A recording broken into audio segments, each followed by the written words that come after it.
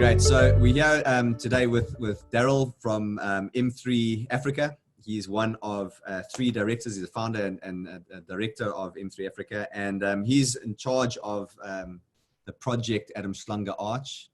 And he's in quite a unique situation. He's doing a whole lot of projects and developments around the country as well. But this obviously is his most important one. And he's in a unique situation because what he's doing now is Darroll's managing shareholders and developers, and he's managing construction and workers and subcontractors, etc. So he's in a unique position to see both sides of the coin, how both sides are reacting to this pandemic and the uncertainty that surrounds us. And so I think your insight's going to be incredibly valuable for people today. And the really important thing, I think, I've been fortunate to be in a lot of the project meetings that we've been holding recently.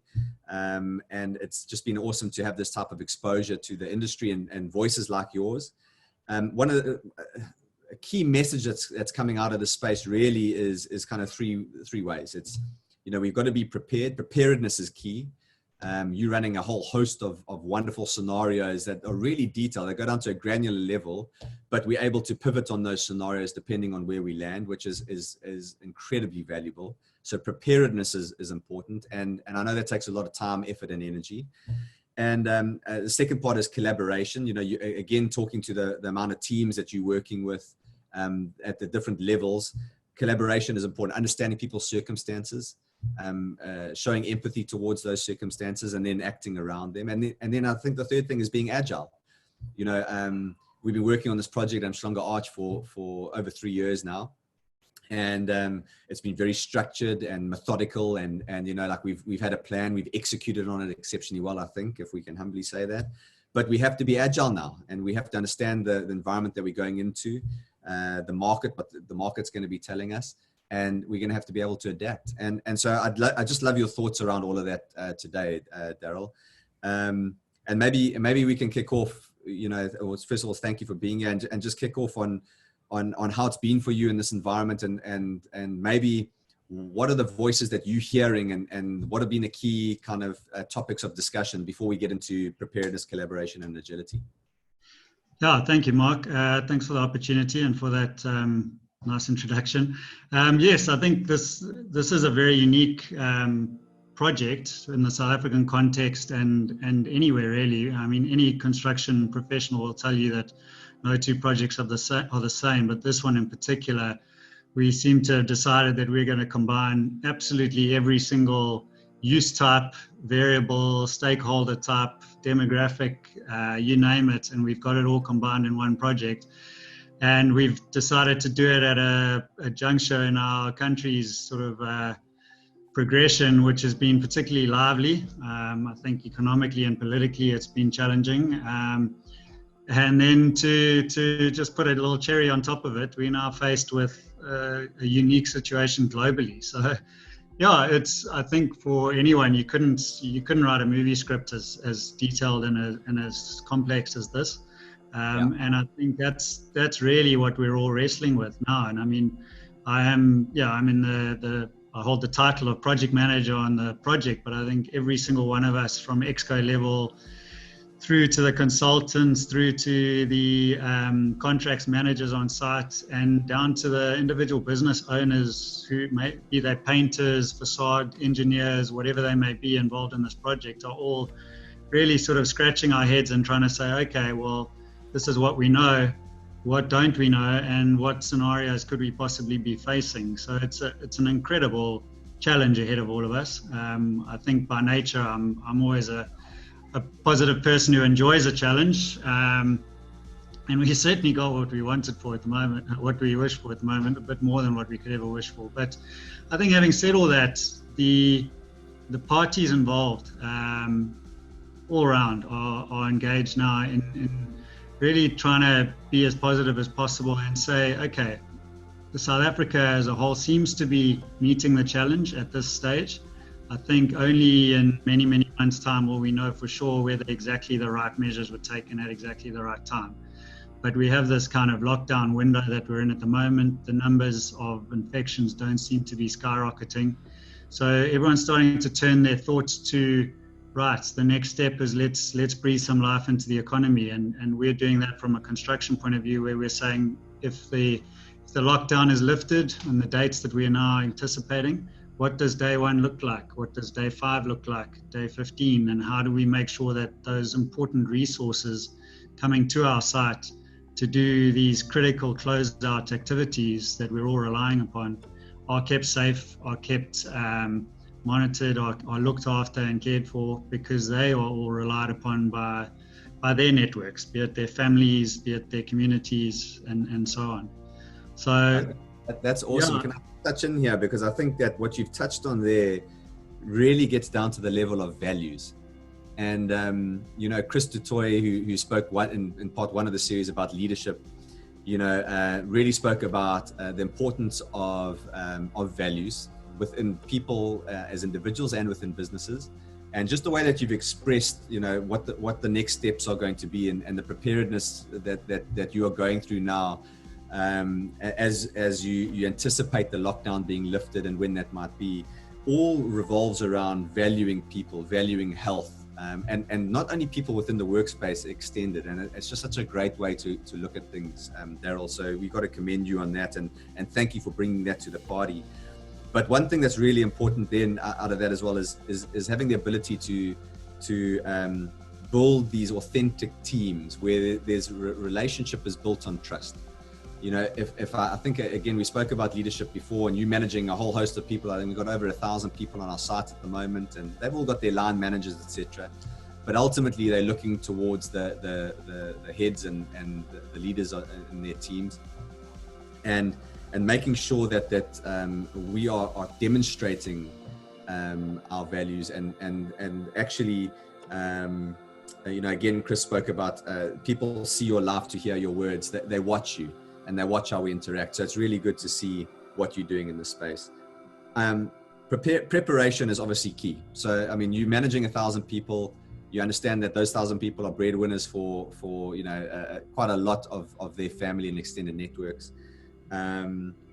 It must be very difficult to prepare. How are you going about that? How are you managing, again, conversations with the Exco shareholder level, and then the project managers level, subcontractors, where obviously cash is going to be tight moving out of this phase?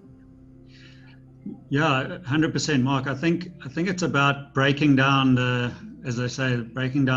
elephant into smaller edible chunks. I mean, you can get caught up and overwhelmed if you think about the 1,200 people who rely on the site, and there's more than that if you take all the stakeholders into account, and the businesses that are going to be operating from that facility and are waiting in the wings to open. And we were really at a stage where we're not far away from really opening a unique facility in Durban, and something that the Durban market is really going to be happy with and really engage with. And I think it's difficult not to suddenly think, oh, how do we get back to that stage, and how do we not rush back in and just over-resource everything and make sure we get everything finished and just think about the end goal. I think our goals have changed, as you've said. The value proposition isn't so much anymore just get everything finished and get footfall into the center. It's about a true mixed-use development, people feeling happy in that environment, feeling safe, feeling healthy, wanting to go there, wanting to interact with people. And I think by looking at this construction phase now, recalibrating how our production rates need to be adjusted, how long it might take to do activities that previously could have taken possibly 60% of the time, they're now going to take that little bit longer, because we've got to get people safely onto site every day. We've got to induct with them. We've got to change their ways of working. We've got to make them responsible for their peers as well, so that they aren't compromising those around them. And that's a mindset change. I mean, unfortunately, there's a very strong traditional culture in our construction industry, which is very hierarchical, very dictatorial and that. And we've got to change that very quickly now, because anyone who's on that site has got to feel accountable. They've got to feel like they've got a voice. And if they feel that things aren't being done well, they need to come to us. And I think that's going to be, it's something we were working on previously on the project, but now this makes it even more focused, in that we've got to empower these teams, that if they are allocated a certain area of working, and they feel that it's not safe, there's too many people around them, or it's not the right environment, we can change that. And it's going to take a lot of oversight and adjustment, but we are already trying to think through all those many different scenarios. Something as simple as, what do we do at break times? Where do they take their meals? How do we make sure that they're sufficiently spaced out?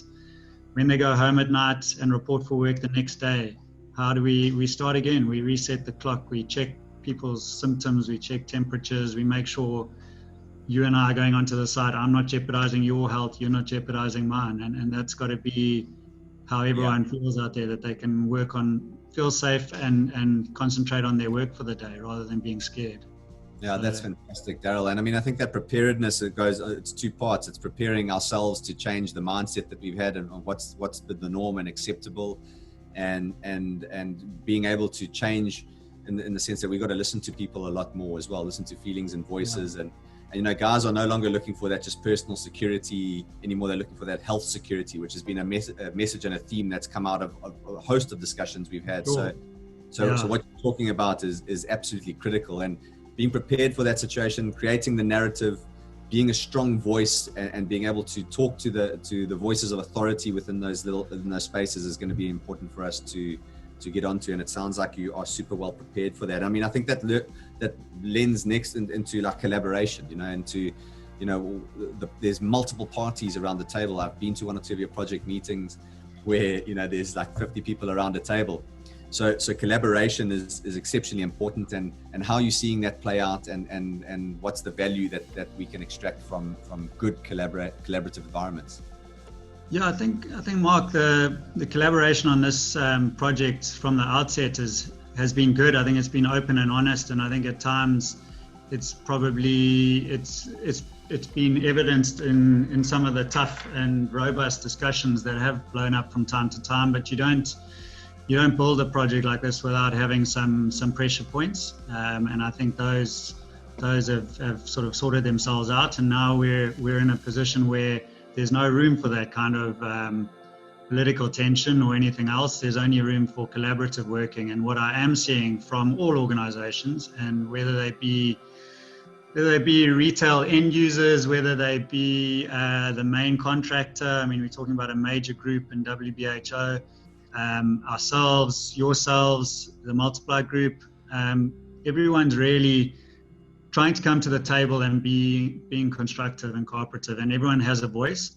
That voice gets listened to. It might be the ultimate path that we take, but if it's a valid discussion and someone's adding some value or new insight, then we'll take that. And I think you've been in a few meetings where we've even drawn on experience from overseas markets. There's certain people on the Exco, people at WBHO, myself included. We've worked remotely, we've worked abroad, and we've got contacts there who are just maybe 2-3 weeks ahead of us in terms of what's happening in their particular markets. And they're seeing how they're managing the COVID-19 situation on construction sites. We're taking some of those lessons learned, not all good lessons. Some of them opened up too quickly. So it's really just a sponge mentality at the moment. What can we gather from the outer world, and then what is applicable in the South African context? And really down to how many feet or faces are we expecting to arrive at site every day, and then how do we separate them, sort them, make sure everyone is happy and clean and healthy and willing to work and able to work, and we have all the materials there that we need to work with. So I think, that's some of the technical minutiae which we're looking at, but also just being able to also manage expectations, Mark. I think part of the preparation and the preparedness is recalibrating the expectations at the stakeholder level.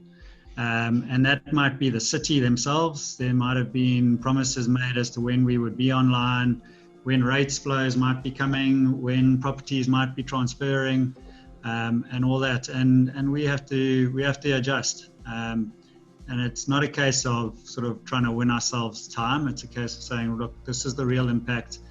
We don't know how well we're going to work coming out of this. We might not achieve the same speed of construction that we had before. So let's conservatively manage these expectations going forward. And I think working with guys like Chris, particularly on the residential side, and engaging with those buyers and And that handover process is something where we're showing a lot of agility and a lot of flexibility. Darroll, that's so good. I just want to touch on a couple of things you said there, because I think that like if we want to get practical about things, you really spoke about lessons learned, and you're not looking inward, you're looking outward for guidance. It's not a lot of experiences that you can say, I've experienced this 5 years ago and this is how we dealt with it. It's new. Yeah. And so it's really smart to look to the international markets. We're a little bit behind where they are, as you say. So to do that, that's a practical lesson for anybody in whatever situation, whatever circumstance that you're going through. It's to be able to look outward and not just focus on what's right in front of you and draw on those learnings. But moving on from that, from a collaboration and preparedness perspective, once you're prepared and you understand your circumstance, you understand potential scenarios and which way you might have to pivot depending on where this lockdown all leaves us. The managing of expectations is key. It's something that I actually haven't heard anyone else say really, and I think it's such a good point. We don't want to create unrealistic expectation and unrealistic hope or unrealistic scenarios. We have to be real about the situations that we are faced with, which is great lesson that allows us to collaborate better with people. So if our expectations are both managed, and there's a nice relationship between us, and it's underpinned by trust because we've worked together for so long, or trust is a really important thing. We allow ourselves to collaborate with one another because we both understand each other's situation, and that's really important. And the way that we're going to be able to do this is through communication, but effective communication. I think so many people are just going from meeting to meeting to phone call, and I think we've really got to focus in on what's meaningful, what relationship is important to this moment in time, to understand our situations, to be able to prepare for what's coming and to collaborate. And I think that's a really important message that you've given us there, and something that's really practical. I mean, you're dealing with so many different parties, so many different companies, industries, sectors, so many different individuals and their emotions. I know it's very tough for you. So I'm sure that's why that message is really strong coming out of this. And it's actually something I really want to use maybe in the leadership side of things, because it's a proper leadership trait and something that's really practical. So really good advice and guidance. Yeah. I think, Mark, and don't get me wrong, that's the sort of scenario I really relish, is when there are a lot of stakeholders involved and a lot of forces, and as a project manager you kind of find yourself at the axle or the crux of those forces. And there's, on any development, whether it be your own house that you're building, or whether it be a multi sort of 100 million rand mixed use development, there's a natural friction between, say, the funders when they want certain things to happen, the stakeholders, the contractors who always want more time to do something, the designers who might want more time to look at something and reconfigure it. And then there's the forces of change, the market forces, the things that make you go, hold on, the track we're going down right now, actually, I've just read an article, I've just seen something that says, let's take that track. So that kind of thing, that's what we're used to. That's our bread and butter, and that's what kind of gets us up in the morning when it comes to project management. But I think where we are now, that's even agility. for you guys, sorry? That's being agile. That goes on to that third point about being agile. And look, there's guys that are better or worse than at that, and it's a personality thing as well. But I think where we are now is there's a change in the whole matrix that we're working in now, and we're saying, okay, well, the product we were producing, whether it be the commercial office product, the retail product, the restaurant product, not so much the resi product. I think that is what it is, and it's brilliant and it's robust. The hotel product also is fine. It's just kind of, what will the commercial office market look like on the other side of this? What will corporates think is the right way to manage their staff? Is what we have there really going to be right? And I think I'm always one to resist change, but I also think that we are up for some serious changes here. And it might be a case of we finish it the way we think we always wanted to, but in the short term, the medium term, there's going to be a level of churn in the way we work and the way we all interact. And I think this has given everyone a total reset, and it's going to be interesting. And I think that's a really important point to mention, and it will be addressed by Charles Thompson in the kind of third part to the series where we're talking about the market and what that's going to look like on the other side, you know, and I think there's a strong message coming through that corporates and businesses and entrepreneurs are going to look and rethink about how they go about their day-to-day ops. You know, this isolation has certainly taught people that there's a benefit to remote working and there's not, you know, but do we need to have these expansive offices and don't we? And I think that the great thing that the great opportunity that we have right now with Umhlanga Arch particularly is we haven't launched officially to the market in entirety. We've got a couple months to go before we complete this project, and we've got the opportunity to look at what the market's telling us they're going to need, to be agile ourselves, to practice what we're preaching, to be a little bit agile, and to innovate, and to create new products and offerings to what the market is telling us that they need. And so it's really important that we listen to those voices and we look at how people are kind of moving into this next phase. So, I mean, that's exceptionally good advice and guidance that we're going to have to take on board as a development company. And it's so great having a project manager on board that's used to dealing with change, you know, and moving and agile. I know we've sat in many meetings where you've said, guys, so no more change. We've signed this off. One of our other partners always comes in with a spoke in the wheel there, and we've had to change direction, but we've done it. Mark, in 20 years, I've never actually seen a design freeze. I always say it, but I've never seen one. You can wish, you can hope that. So Darroll, I think maybe just in the interest of time, you know, we're not looking to make this a very long series, and I think we might have a few follow-ups. Questions might come in, and we'll get those. I mean, is there anything that you want to mention, maybe a takeaway or two that you might think? Yeah, I think just on the preparedness point, the one thing I didn't mention, it's one thing we are looking obviously outside the country, but we're lucky at M3 Africa. We've had the opportunity to actually help with some of the coronavirus response projects. And my partner in particular is involved in 8 or 9 of these emergency hospital and medical facilities that are being rolled out by KZN Department of Health.